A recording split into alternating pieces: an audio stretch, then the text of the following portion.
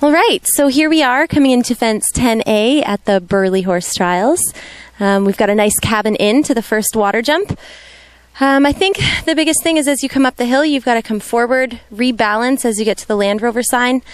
And then, again, be quite positive coming into this cabin because it's going to be a big effort. And when they jump up, they're going to see the water. So you're probably going to be jumping in and stretching tall with your shoulder, letting your rein slip a little bit, and then getting your eye onto fence B. And I think all of this should ride really well. Fence B will be a little bit tricky, just because you've got the sharp turn going to the left afterwards, going back into the next water. Yeah, I don't think you can be afraid of the cabin because you've got the little rise in front of it. The horses should have a very powerful short step that you don't have to create. And then I'm just going to, make sure that there's a bit of a bend in there so that they're hitting B square, so that when it's on a little bit of a funny terrain like that, sometimes if you come across it sideways, they get a bit unbalanced, and it's going to throw you off your turn on the backside. But I think that I couldn't agree with Jesse more. I think if you're coming positive and you stay tall, you're going to ride through this pretty well unless something awkward happens like the horse chips or they take exception to it, which at this point hopefully they're not going to do that. It'll be a very long day if they do. Okay, so we have number 12 in our sights. It is a big oxer with substantial logs forming the oxer. We come around a turn and there's very undulating terrain. Kind of resembles a golf course, since I've been on so many golf courses. But a really nice fence. I think the biggest thing is that you just have to make sure the horses stay on their feet and that they understand the up and down hills. Make sure that you don't get too flat at it, that they're in a good shape and they have a great jump over it. Yeah, I think the only thing to add to that is right in front of it, there's a mound about 2 strides away that they've got to climb up over, and they've just run up a fairly steep hill, and the hill itself has little steps in it, which makes the horses a little bit inclined to want to back off. So sometimes when they'll come over a mound like that, they'll end up a bit shorter step than the rider thinks, and they'll go to push for what'll be 2 strides on the flat, and they'll go to push for the 2, and the horse will be, about half a stride off of the fence because of that. So you have to really take into account how your horse is responding to your aids at that point. Considering it's supposed to be a let-up fence, this is not really much of a let-up.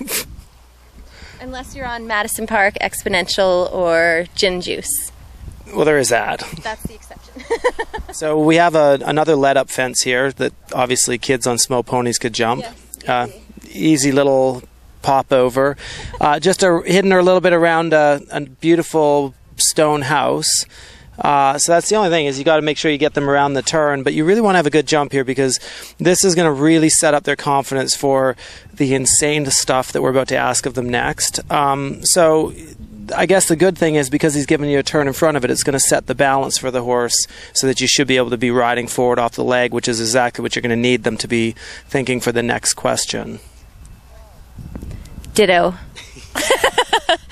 My teammate Kyle Carter is very skilled at course walks, and that analogy was fantastic. Couldn't agree with him more. Okay, Kyle, jump. Jump! As you're coming away from the red table that we just jumped and you gallop up there in front of the grandstands, you come off a fairly tight turn, and on top of this little mound here, there's a very small house, but wide enough, and you have to get them up moving forward to it. It's because when you land, it's a very forward 4 strides to a very, very big open corner that you wouldn't want to be standing off of because the horses will get very unconfident, and it'll probably cause them either to wobble off or land, a bit light on that back rail or heavy on that back rail. So the big thing is the preparation of galloping away from the red table, making sure you get into the turn where the horse is moving forward into the hand, and then as you're coming out of the turn that you're able to immediately use that power that you've created to send them on towards the small table on the mound so that they land in far enough that you're actually on a quieter 4 than what he has set up on the natural stride. And then, of course, there's always the distraction of all the crowd that's going to be around here. And, of course, the beer tent's going to catch a few people out because they'll all be looking over there wishing that they were sitting having beer rather than riding down to this silly question. There is also a quite quiet bending 5-stride line that could be done. I'll let Jesse describe that for you. So I think depending on how the horses are handling the course, our first goal is to come over the cabin and come down in the 4-stride, but if for some reason the horses are hanging up or we feel like they're on a quieter jumping step, then we're going to come around the HSBC sign and just slightly angle that cabin so that you're landing to the right of the landing side instead of straight to the corner.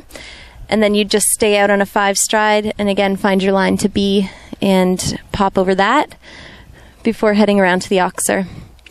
I think the biggest thing here is just power and accuracy. You've got to be in the correct canter, give your horse enough power to be able to jump up over the mound and then cover the distance either in the 4 or the 5.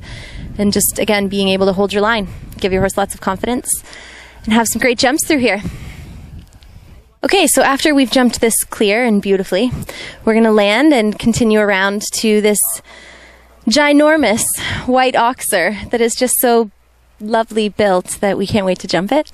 So we're going to come around, try and not get too far out to the left, get a good square turn and just ride it off of our eye coming through the turn, making sure again that they're in the correct canter, that they don't get flat and that they have enough power to jump that with ease, and then gallop on down to our next question. Do you have anything to add, Kyle? I think when they come out of this last combination, because of how he has it set where it's really faced away from you, it's going to require a lot of effort. You could find them losing heart a little bit, and so it's really important that you institute some enthusiasm on the way to that oxer, because it is enormous. From back here, it doesn't probably look as big as it is. It's about as big as you can build. And remembering that all of these are probably not impossible to jump. It's just that when you're trying to keep up on speed, it makes all of your questions that much more difficult, because you can't afford to spend a lot of time hoping and getting them set up. You've got to get to it, set them up quickly, and get going and get away from them as quickly as possible. So to minimize the time penalties and jump the fences clear is really the thing that makes this the most difficult. Okay, so here we are at fence number 15.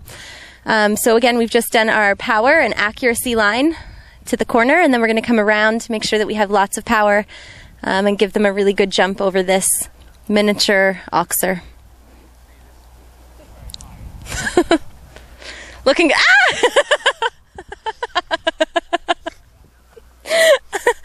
and that's how it's done right there. And this is why we won't sleep for the next 3 nights. And then after it's over, we won't sleep because we'll be so excited about it. I don't know. I'm pretty excited to get out here right now, Kyle. Yeah, well, there's something wrong with you.